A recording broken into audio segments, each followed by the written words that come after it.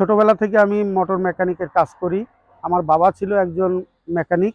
আমার বাবার হাত ধরেই শেখা, হাত থেকেই শেখা। প্রাইভেট তৈরি করছি, নিজের ওয়ার্কশপ আছে, ওয়ার্কশপে নিজে লেদ চালাই, নিজে অনেক কিছু আবিষ্কার করছি।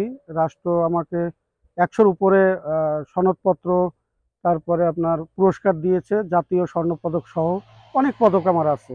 উদ্ভাবনী অবদান রাখায় আমাদের নিজেদের ওয়ার্কশপ, যে জন্য খরচ কম হয়েছে। ৬০ থেকে ৬৫,০০০ টাকা খরচ হয়েছে। এটা আপনার ১২০ কিলো চলতে পারে। এটা কি ব্যাটারি চালিত? এটা ব্যাটারি চালিত। এটা সৌর বিদ্যুতে চার্জ হয় এবং প্লাস বিদ্যুতেও চার্জ হয়।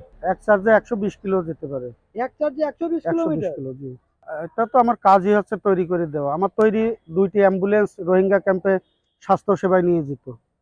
অনেক মানুষ আমার এই তৈরি করা গাড়ি চালাচ্ছে। একেবারে সব বয়সে মানুষ চালাইতে পারে, যেহেতু দুর্ঘটনা ঝুঁকি কম।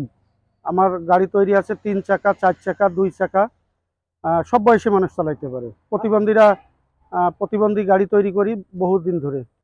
শিশুদেরকে ড্রাইভিংমুখী করতে হবে। আপনার কারিগরি প্রশিক্ষণমুখী করার জন্য ছোট্ট সুমন, ৪ বছর বয়স, সে এখন পাক্কা ড্রাইভারের মতো ড্রাইভিং করে ৪ চাকার গাড়ি। আমাদের তৈরি গাড়ি সে হরহামেশে মাঠ ঘাট, বাজার ঘাট, হাইওয়ে রোড সব জায়গায় চালাতে পারে, একেবারে পাক্কা ড্রাইভারের মতো। সুমন আমার এতিমখানার একজন জুনিয়র ছাত্র। ছোট ছাত্রদের মধ্যে সুমন বেশি ছোট। আর সুমন ছাড়াও সব ছাত্ররাই আমাদের গাড়ির প্রশিক্ষণ, যেহেতু মাদ্রাসায় কারিগরি প্রশিক্ষণ কেন্দ্র করেছি, এতিম শিশুদেরকে, হাফেজদেরকে আমরা বহুমুখী শিক্ষা দেওয়ার জন্য আমার এই উদ্যোগ। আমাদের ড্রাইভিং প্রশিক্ষণ আছে, কারিগরি প্রশিক্ষণ আছে, লেদ ওয়ার্কশপ আছে, হোল্ডিং আছে, তারপরে কম্পিউটার আছে, বিজ্ঞান প্রযুক্তি সকল শিক্ষায় শিক্ষিত করার জন্যই, বহুমুখী শিক্ষামুখী করার জন্যই আমার এই উদ্যোগ। তো আমাদের সুমন ছাড়াও আমাদের মাদ্রাসার সকল ছাত্র, আমাদের এই গাড়ি সাপ্তাহিক ট্রেনিং দেওয়া হয়, সপ্তাহে ২ থেকে ৩ দিন।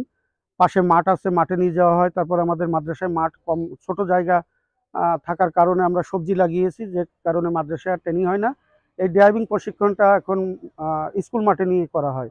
সুমন আমাদের এখানে এসছে প্রায় ৩ বছর। সুমনকে আমরা পাই, বাজারে কুড়িয়ে পাই। একজন মহিলা বাজারে পেয়ে আমাদেরকে দিয়ে যায়। সেই অবধি সুমন সহ এরকম ৬০ জন শিশু আমাদের কাছে আছে।